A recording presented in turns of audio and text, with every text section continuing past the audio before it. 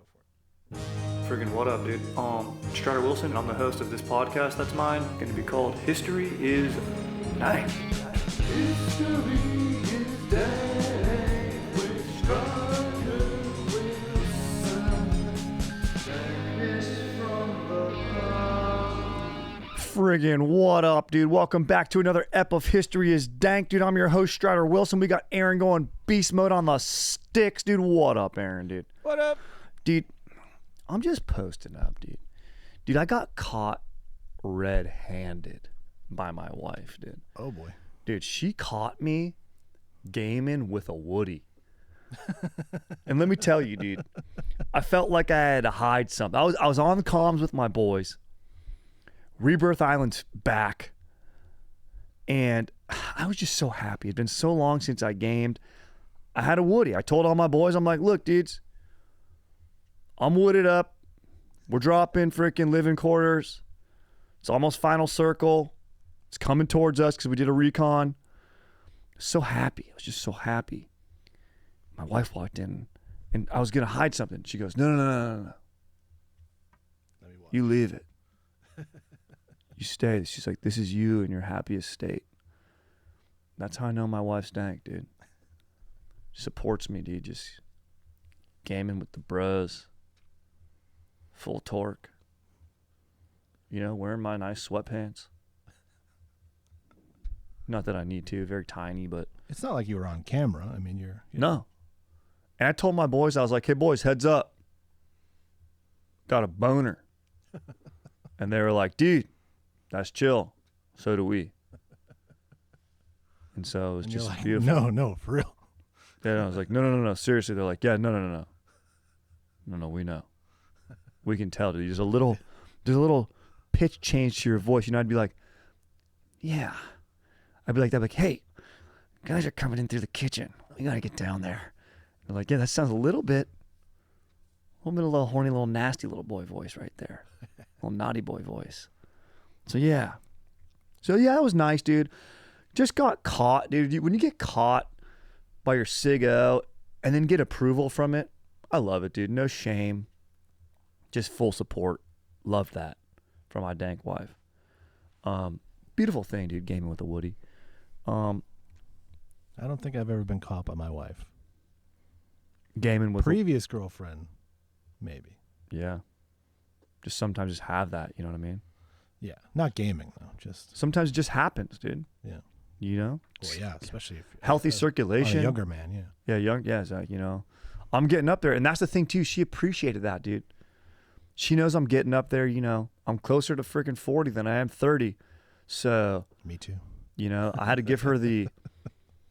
Honestly, since I was gaming, she knew I was very dialed in. But typically, and I mentioned this before, you know, sometimes if there's a wood... If there's a wood, there's a way. I give it the restaurant treatment. You know, is this boner for one or for two? Because we're not going to waste it. Yeah. You know, sometimes I'll go sit at the counter. That's okay. And then sometimes, no, we'll take this. Let's take this to the booth. You know, so beautiful thing, dude. It's like horror movies. And when you're here, you're family. And when exactly is. And you know, it's just going to be also it's eating good in the neighborhood. You know, man, just TGIF. Thank God it's firm. Dude, amen, brother. You reminded me of something about you were saying it's a good, I was going to say horror movies. You know, horror movie, it always starts with a damsel in distress, usually an attractive lady. Take a Texas Chainsaw, Jessica Biel, for instance, you know what I mean? Or, That's the remake. But yeah. The remake, yes. But usually Drew Barrymore on the phone. Drew Barrymore on the phone, attractive. This is, you know, Robert De Palma stuff, classic, pervert. Brian De Palma. Yeah, Brian De Palma, sorry. Robert De Palma is just a guy that owes me money. Robert De Palma, if you're listening, you owe me money. Robert De Palma sells watches Yeah, dude. on the sidewalk. Dude, I freaking Robert De Palma myself when I was done gaming, dude. Freaking, you know, because in the beginning of a horror movie, you're like, oh, attractive, you know what I mean? You might get bricked up, but then things get scary, and then it ruins it. So I'm like, I'm out on horror movies. I can't be wasting good wood. Yeah. I respect wood. Yeah. I don't waste wood. So I'm out on horror. But I am in on the movie that we're talking about today. This is a little movie that I'm going to first preface this with saying, this movie's sick. Okay? All right. This movie's sick. I like to hear that. This movie's also bad. Yeah. This movie's bad. Those exist. This movie's sick. We were just talking about one that's kind of sick but bad. But bad. Idiocracy. Yeah, exactly. Dude, the first part, like the first basically half of Idiocracy, you're like, this is super smart. This is amazing. Like the satire is incredible. And then you're like, all right, this is dumb. The satire is incredible, but a lot of the movie is done in the NFL Films guy doing voiceover. And it's like, he probably could have figured out how to show all this instead of telling us. It's lazy writing, exactly. Well, it's not lazy. It's just like voiceover. Limitations of the budget. Voiceover's lazy, Aaron. No. Yeah, I mean, yeah. But you know who does voiceover a lot? Scorsese. Yeah. Scorsese lazy. Kidding. He's a legend. Scorsese, don't listen to that. Put me in one of your too long of a movies. Let me play a younger De Niro, dude. At least from the back. I'll move a little bit better. You look more like the Irishman than he did. Yeah, exactly, dude. When he's beating up that guy, he's super old. Beating up a young guy. It's the funniest thing I've ever seen, dude. Anyway, the movie that we're talking today, The 13th Warrior. Okay. Banderas. Love Banderas. John McTiernan. McTiernan. Of Die Hard. Based on a book called Eaters of the Dead by Michael Crichton, 1976. Wow.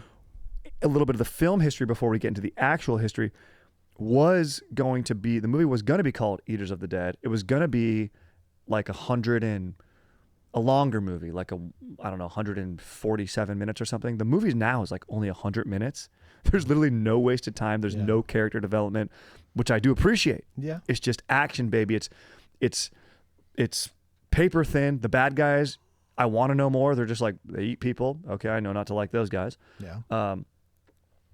All of the warriors, like the 12 warriors, are just given like a personality trait. Like it's like the chef, the poet, the brave, the honorable, like the silly. You know what I mean? We all love a chef warrior on this podcast. You know we do. A Yugo guy, Kukovic, dude. Big fat shout out to Kukovic, dude. Casey Ryback. Yeah, dude. Exactly. You're coming to the Viking village. We can't. I'm no soldier. I'm just a cook. Well, I just feed the soldiers what they need. Breakfast, lunch, for dinner. It's throat rips. What's on the menu today? I'm breaking neck. This is the best way to talk, dude. Just imagine that guy. Like, when do you in life decide This is how I'm going to talk now? like you have to have a stroke? Like, did he take? He obviously isn't getting hit in the head because his character never gets hit. Never gets hit. So it's not physical trauma. He's also not Italian. He's not. He's from Michigan. He's not Japanese. He's not. He should be saying, Where's the PI on that? Dan Campbell's having a great. He really turned the team around. dude. Like, did he do this as a young man? Imagine that guy showing up to take your daughter out to prom. Nice to meet you, Mr. Brungot. Your daughter's a very lovely lady. I'm going to take her out.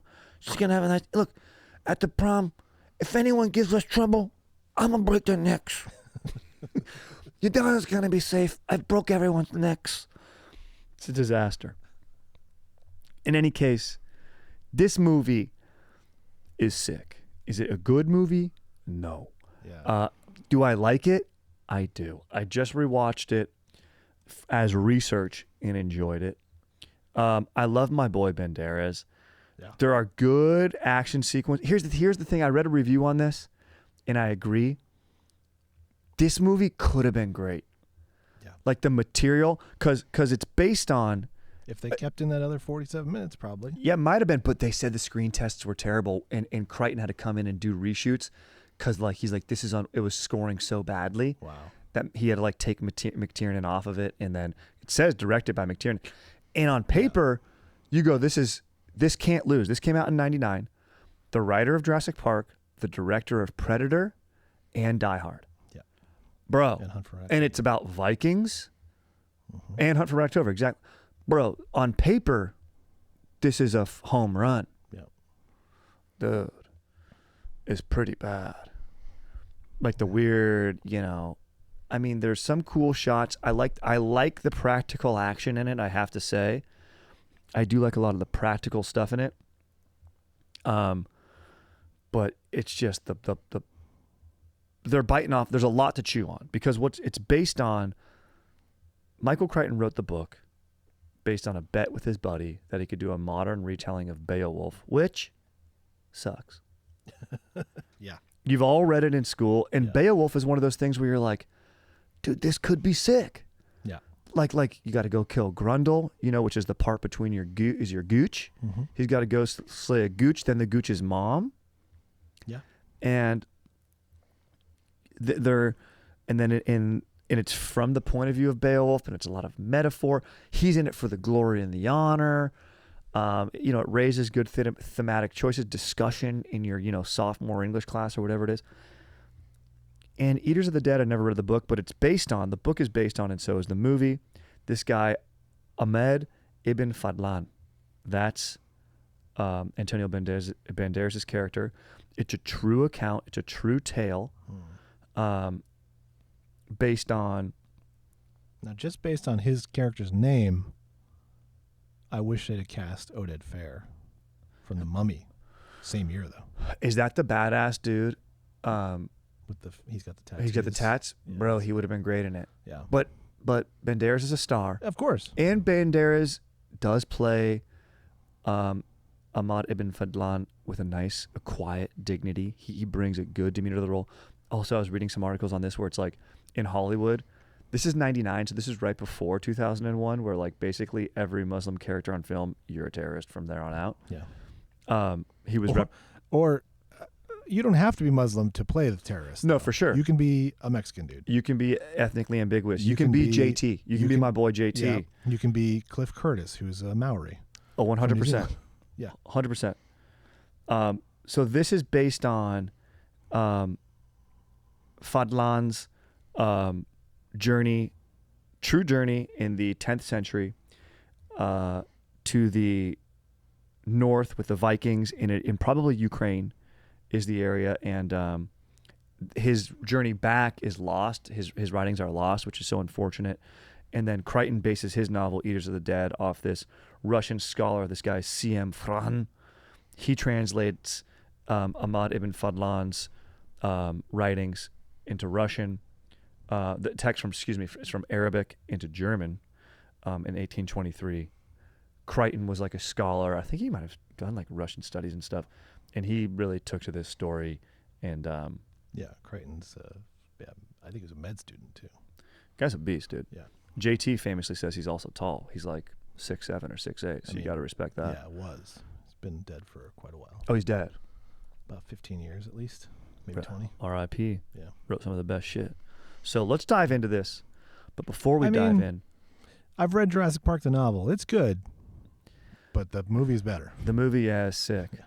I bet you the book, one of the articles, and I always list the sources on here. Check it out if you want to read it. The guy was like, yeah, the book Eaters of the Dead is better. He's like, it's not great. And then he also does talk about Jurassic Park. He's like, yeah.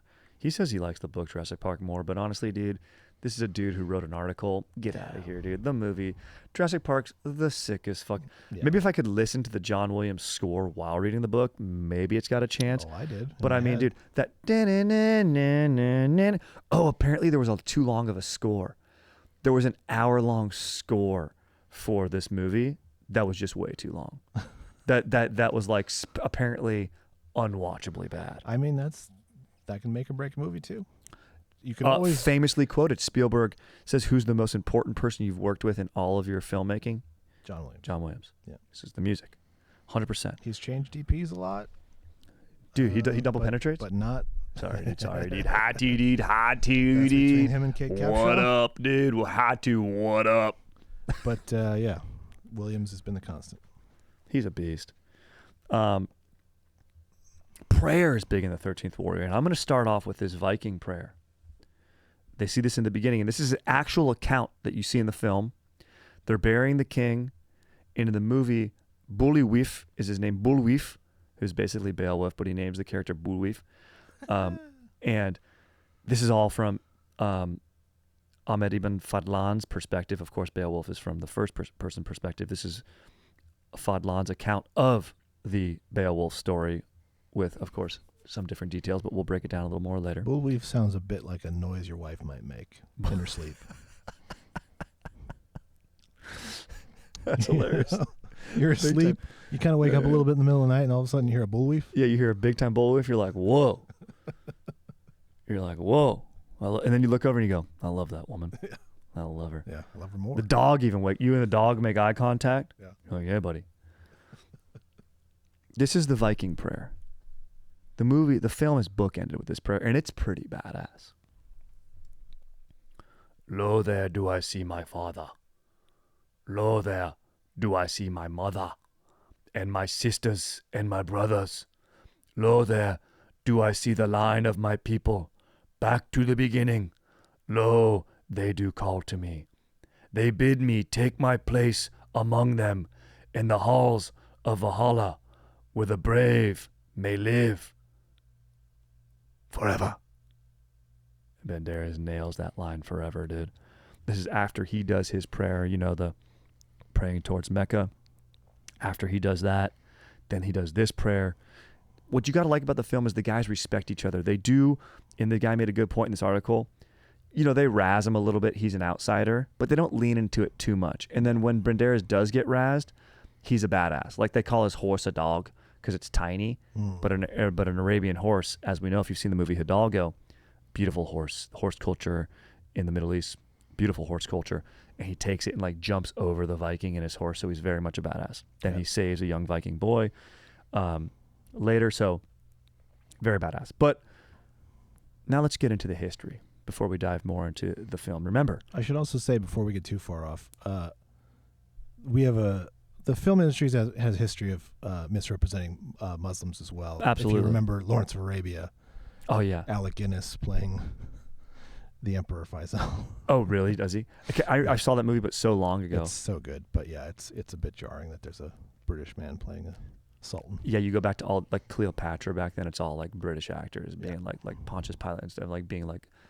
I mean, I guess they were the Greek Ptolemy, so there would have been a Anglo was some of that there, but court account to it. But still, you're like, yeah, bro. Not in the Sahara.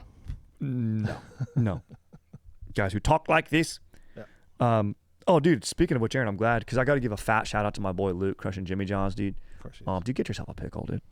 All right, so, like I mentioned, this is a merging of two historical contexts. Ahmad Ibn Fadlan's personal account and the epic poem Beowulf, okay? It's a tall order. Tall order, and this is based on a bet. Crichton made a bet. Tall author, tall order. Only Crichton and maybe Stephen King could write a novel on a bet. Yeah. Yeah, exactly. Just that undertaking is insane. And then turn it to a film. Yeah. So in the film, there's a pagan ritual or a Viking Norse god ritual going on. They're basically fighting pagans in the mist. We'll get into what that is. And he has to go on a dangerous mission with these Vikings to the north to defend their land from whatever's in the fog. Apparently there's evil in the fog. Ancient evil in the fog. I've seen that movie. Similar to Beowulf. Ahmad is not a warrior. He's a poet.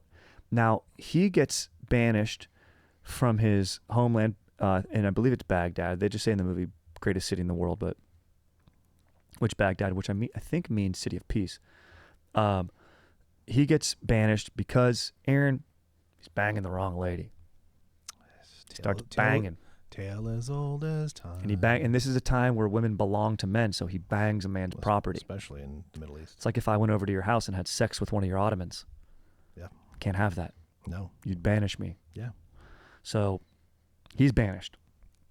But he's a learned man, and he's got friends in high places, so they say, you are now going to go on this diplomatic mission with the Vikings and spread the word of God, our religion. Okay?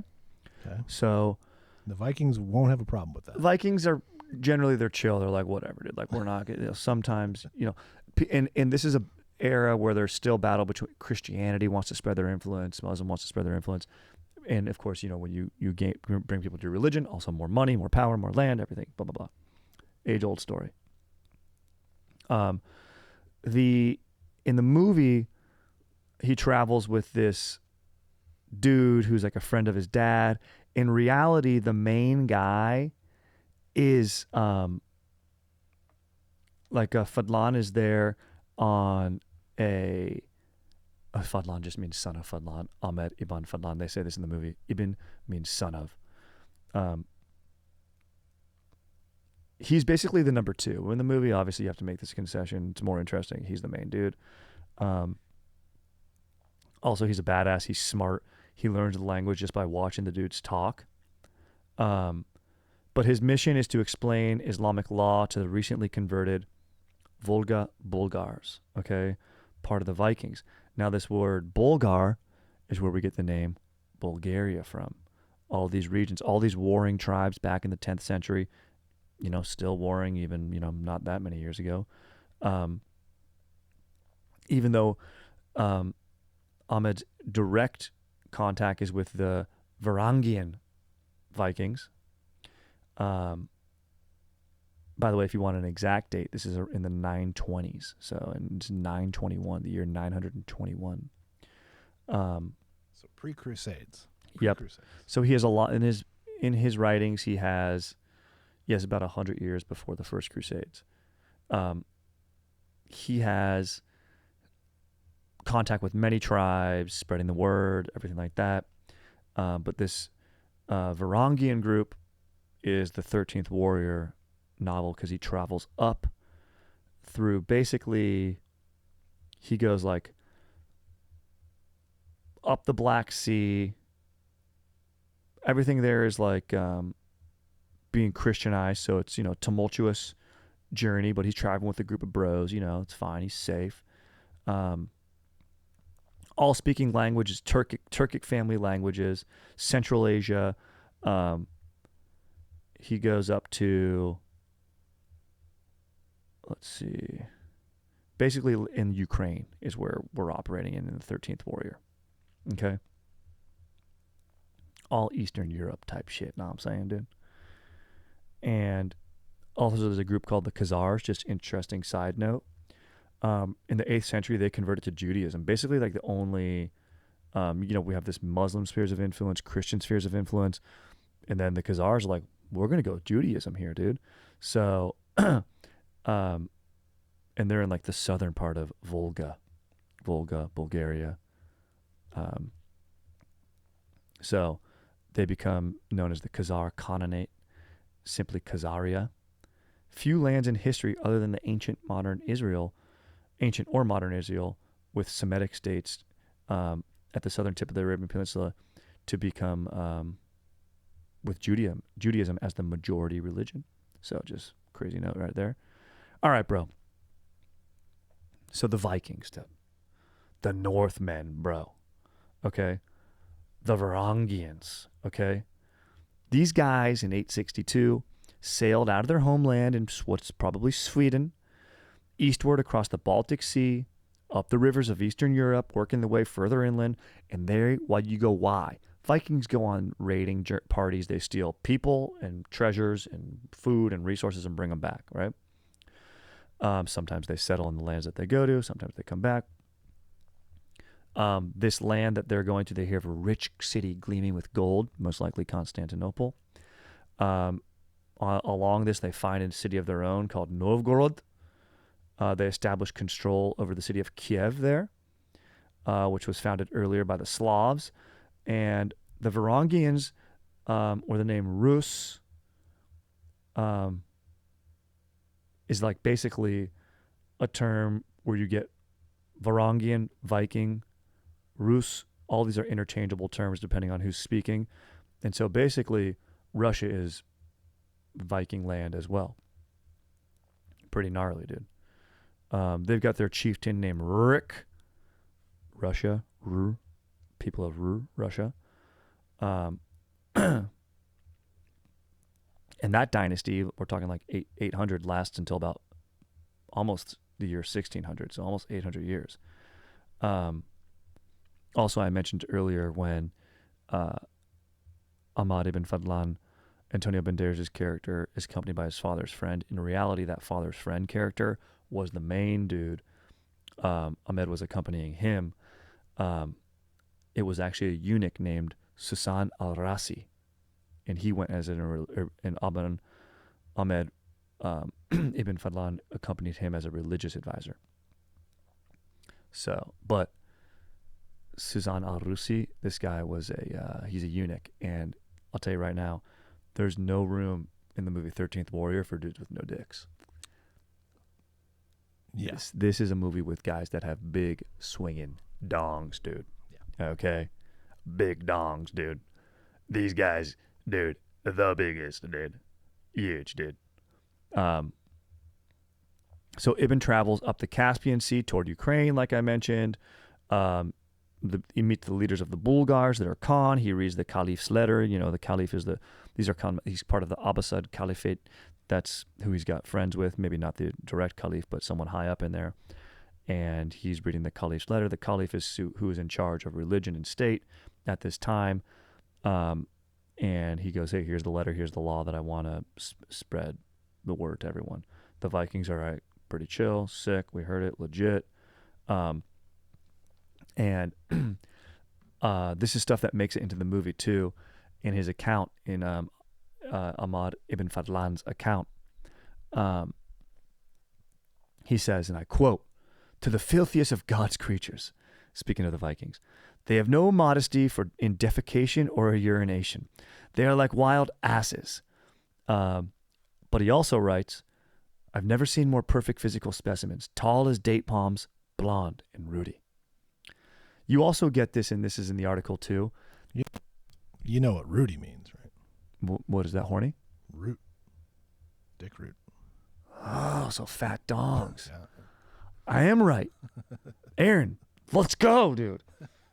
So he's like, these guys have big hogs. He wrote that down. That it was notable for him to be like, dude, we need to note how big these guys' hogs are. Hell yeah, dude. Banderas also hooks up with a Viking chick in the movie, dude. That's legit, dude. Probably a girl named Helga, dude. You know, Gretel, dude. Maybe that's more Germanic. I don't know. Maybe Sigrid. In any case, I mentioned the burial scene. In the top of the film, there's these Turkish raiders coming up to, marauders that are going to gank this traveling party that Ahmad Ibn Fadlan is part of, and they barely make it down to the Viking stronghold, so the raiders leave because they know the Vikings are badass. They don't want to fight. They just want to get an easy, score here. They get down there, and turns out the king has died.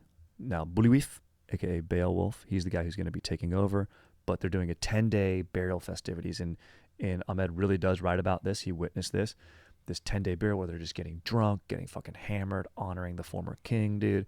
And then they bury him, they cremate him in part of the Viking longship, or Nor, or whatever it is, or Nar is what they're freaking called maybe. And they're burying the king, and you can choose if you are one of his slave girls, chooses, and probably out of fear, because there's a brutal scene where like a guy like beats one of the women. So this woman's life is going to be bad from there on out. So she's like, I'll choose the honorable path. I'm going to get burned alive with my lord and accompany him into the afterlife. Whew. And then she's the one who says the Viking prayer that I said in the beginning, Lord to my father, Lord to my mother. And they perform a ritual, and then she gets burned alive too. Or I should not say she's the only one who gets burned alive. The king is already dead. So he witnesses that. Then at the end of it, he says and other scholars say this is most. I'd like to think that she secretly knows how to swim and jumps off the boat. I'd like that too. Sleeping with the enemy style. I would like that too. Maybe goes through a little compartment because maybe she was kept below deck, so she knows there's a little way out to the sea and escapes and lives a nice life. Yeah, that's a movie right there. I like that. Yeah. Ibn writes of these. I keep saying Ibn because in the movie, like that's his buddy. He's like, we're just gonna call you Ibn. I'm just gonna say Antonio Banderas. It's way easier. Antonio Banderas writes of when I say that I mean Ahmad Ibn Fadlan, just so you know, when I say Antonio Banderas, he writes about how the Vikings, they have this movie in the scene, and I'm like, this is definitely an exaggeration because it's just like not logical. Like they all share the same bowl of water in the morning to like launch snot rockets into and gargle and then spit the same water, and they're like, yeah, this is totally fine, it's just easy. I'm like, no, dude, no one's doing that, dude. So, and the scholars do say that's probably an exaggeration because he's a very clean guy. You know, cleanliness is next to godliness. In any case, the mystical stuff is written about. And he's a logical man. Antonio Banderas, logical man. Yes, he's a poet. He's smart. He's educated. He's logical. The witch lady comes down. There's like a boy who's standing in the mist. And this is where they tease this idea of, they go, the boy's standing there, not moving for like 2 days straight to let the Vikings decide if he's real or not. Because they don't know what's real, what comes in the mist. And this mist is discussed in multiple sources. It's even discussed in the Bible as this sightings of Gog and Magog. These beastly creatures mentioned in biblical book of Revelation and associated with the end of the world later in the Middle Ages. European scholars write confidently that the monsters have been located somewhere in Central Asia. And we're close to that. Ukraine, not too far. There's translations, things change. If you ever play the telephone game, things change. Like we've mentioned with myth and here in legend, it's based on some essence of reality. In 1 Chronicles, Gog is identified as a descendant of the prophet Joel, and in Ezekiel 38:39, he's the chief prince of the tribes Meshech and Tubal in the land of Magog. So Gog in the land of Magog. Also, Gog, mist, fog. Yeah. Gnarly, dude. I kind of sound like that Brian Belmar guy in a podcast, or Daniel Bell. Have you ever seen that guy? He's very angular. He just says stuff that's nonsensical. He'll say stuff he's like it's the most profound thing he's ever said. He's like, think about money. He's like, he's all about like getting rich and making bank. Yeah, he's like 27. He says like he won't tell you how much money he's made, but he's like, millions. Just know that it's millions. You're like, all right, dude. And he's like basically always on a podcast talking to no one, kind of like me right now. Although, what up, Aaron? You're here. What up? He's always like, think about a bank. What is a bank? A river bank. Where's your money go? Bank. What do rivers do? They flow. What does money do? Flow. Cash. Flow. Control your flow. It's like spoken word poetry. Yeah, he says that, and you're like, okay, but what does that mean? That means nothing. Yeah. He'd talk about like going to Chipotle, and like because he's always about like how to hack the system. That's his thing.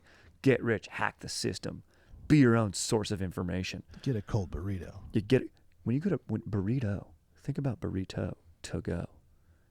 If you get a burrito, they wrap it up, faster to eat. Salad, have to use a fork and knife.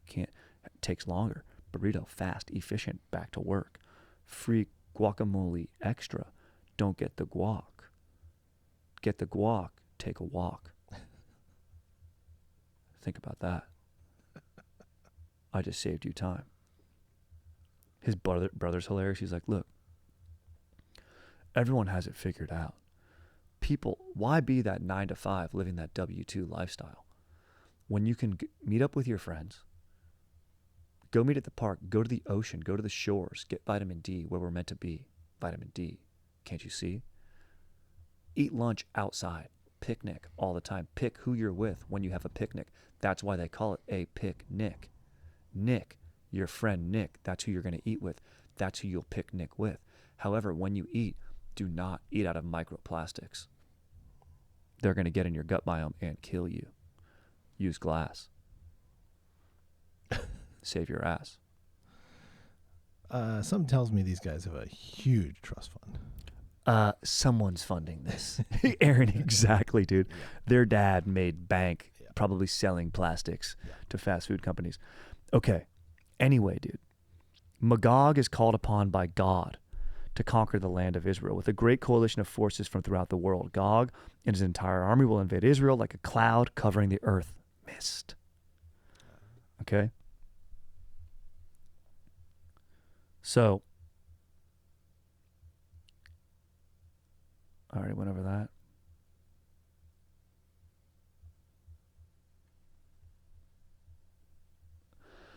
So that's basically this account from Antonio Banderas, right? You have this real account. He goes up the Caspian Sea. He spends time with the Vikings. Account, like in a bank, like in a... Like, can you count? Can you count for something? Don't be count. Count first. First, be accountable. That's first and foremost.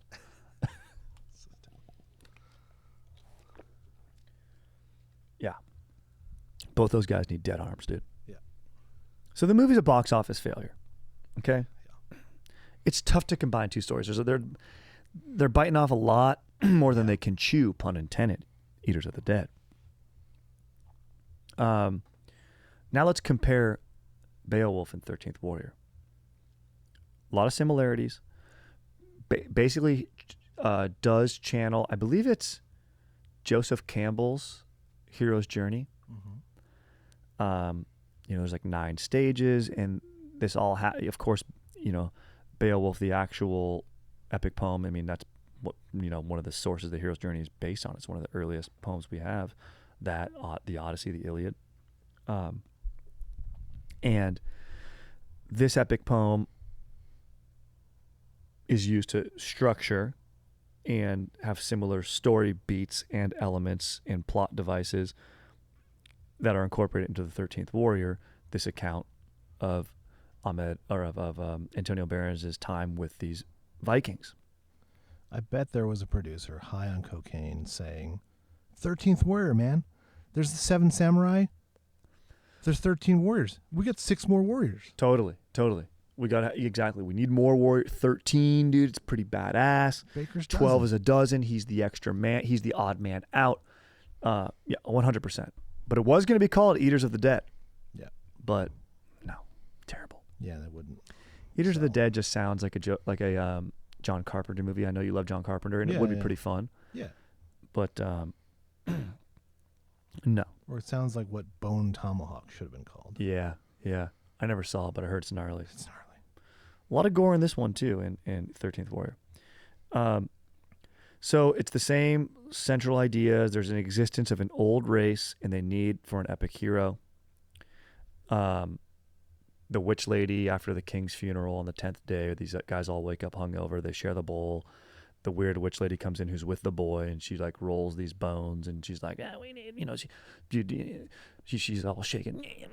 Women that talk like this, and points, and then all she's like, we need 13 warriors, and all the Viking guys are like, I will. First Beowulf's like, I will go, and then all of his bros are like, me, and it's badass. And Antonio Banderas is watching. He's getting fired up. And then the witch lady's like, it can be no man of the north. It can be no Viking cannot be the 13th man. And of course, Antonio Banderas is the only dude there who's not a Viking. They look at him, and she points, and she looks over and gives him one of those creepy little witch points. One of those points. And then he's off to the races, dude. They freaking travel by horse. They get to their boat. They travel across the sea. They get to basically the Ukraine. They come upon this village. They come upon the king there. Beowulf is like, what haunts you here, old man? And then the mist. And then we have this stuff that I mentioned, Magog and Gog and the fog and what comes in the mist. And in the movie, in Beowulf, the tale, there's a serpent of fire, and then the mother is like this creature, and he gets poisoned, and all these things happen. It's the same basic stuff, but out of a different order of events. I actually like, and disagreed with this one article that I read, I like that Crichton does make the stuff practical. Like the serpent of fire comes down the mountain, but it's just dudes mounted on horses. I kind of like in the creature, and it's bear men that are made out to seem like they're not human, and they eat people, so they think they're monsters, and they call these people the Wendell. It's the old ancient people. That's all that we know about them. They're ancient, and they live in the mountains, and they're from the earth. And I like that they just live in caves in earth like a bear. Antonio Banderas like cracks the case. He's like, these men, they fancy themselves after bears. What do bears do? They hibernate. You have to go into the chamber. And as bad, and sometimes the action sequences like don't have the beats that you want, like when Beowulf is fighting the final like boss general dude after they go in there and murk the witch lady. There's an even more witchier witch lady who has like the claw dipped in the thing, and Beowulf gets poisoned after he slays the mother, and then but then they kill the son second in the tale Beowulf. It's vice versa. It's the son, then he has to kill the upset mother. So it's same beats basically, and totally fine. He's having fun. He's making it his own. So he does stick relatively true to what happens. But then when it's the final scene, like Beowulf comes out, does the prayer. It's badass. You get fired up. And in the final battle, he just kind of like hits him with his sword off the horse. And it's like that too shaky of camera, like slow-mo. And it's just kind of anticlimactic. But the scene where they go into the cave on the infiltration mission is sick. Like, it's undeniably sick. They have to be quiet. They're ganking dudes. They're working together. Like, the fact that these dudes are all working together, like 13 dudes just being badass, it is sick. It just could have been better. Yeah. There's a hero needed to protect a kingdom. Beowulf in the story does it for honor and glory and, women and booty, if you will. Probably where the term booty came from, dude. And Beowulf does this for honor and his father's pride and for, Valhalla. So it's I guess you could say, beyond a mission beyond his belly and loins. It's not self-centered, if you will. Let's see. So basically, yeah, I mean, it has all those beats I just kind of went over. Pretty, yeah. I mean, that's pretty much it, dude, to be honest. Like, you should go watch it. I kind of gave you a little spoiler. If you don't remember, I mean, is it worth watching? It's only 100 minutes. It's quick. And the action doesn't stop. From the beginning, like, they have their funeral. Even the funeral's chaotic and crazy. And people are getting backhanded. Women are getting backhanded pretty much, actually. There's only one scene. And then, honestly, Beowulf steps up. He's like, you don't hit a lady and slice the guy's chest. No one bats an eye. No. So he's a good dude. Yeah. Like, that's how they established, like, I do got to give them credit. Like, for the lack of, like, deeper character development and motive beyond, like, my honor and my father and we are called by the gods of Valhalla. There's not much beyond that. But that's fine. Yeah. And the enemies, there's not much beyond. Do we know they're ancient, they're evil, they live in the mountain, they're mysterious, they come in with the mist and the fog, which is evil and bad. I did like that Crichton does break down, like, it's cavalry as the serpent with torches. It's like a witch lady religion in there. They have their religion, they're sort of like a beehive, I guess is what you could equate it to. Like soldiers working for their queen mother, totally fine. But we don't, beyond that, we don't know any specific. They pray. Prayer's huge in this movie. Like, the dudes, when they're in there, they pray like this. Like, they do evil prayer and then they go, yeah. Like, that's how they pray. That's how evil guys pray, dude. Can't be praying like that. Can't be doing that, dude. Shaking, speaking in tongues. Bad stuff. Yeah. Don't like that. Don't like it. You need chill. You need brave prayer. Lo to my fathers. You must pray like that, dude. Yeah. Badass.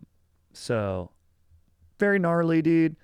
I love that it's based on this true account. We love a first-person perspective. With my boy Ibn Battuta, which I learned means father of Battuta. I should look up his first name, because I think I was misspeaking that on that pod that I did on him. In any case, love these journeys. We love a journey, and I thought it would be nice to share a dank-ass journey as we all journey back home, wherever it is, over Thanksgiving, where you will enjoy this dank-ass episode. Thanksgiving. Thanksgiving is what up, dude. Freaking Thanksgiving wanted to make the bird of America the freaking turkey, dude. Would have been sick, freaking Benjamin Danklin, but they made it an eagle. I think that was actually a good call. Yeah. Fired up on that, fired up on journeys, fired up on bravery, dude. Fired up on bravery. So pretty badass. Also, should say too, you get these white supremacist asshole morons, like when I said how Ahmad Ibn Fadlan was like, these guys are perfect specimens, and you get these bastardized, batted down, barely researched, barely thought about being like, oh yeah, we're Vikings, we're powerful like Norsemen, blonde hair, blue eyes. There was tons of different type of Vikings. Like this is only the Vulgarians. These guys were blonde hair, blue eyes. Yeah. Like I mentioned, probably from Sweden, but there was Vikings from all over. These men of the North that had various complexions and different looks about them. Yeah. So don't let people be dumb idiots. Yeah. Just claiming badassdom. And People are if someone- badass from all If over. someone says that to you right in front of you, just bull with them. Definitely bull with them, dude. They'll be offended. Yeah. They will be offended, dude. So fired up on that. Good call, Aaron. Have a great Thanksgiving, dude. Stay stoked, and we'll catch you guys on the next one, dude.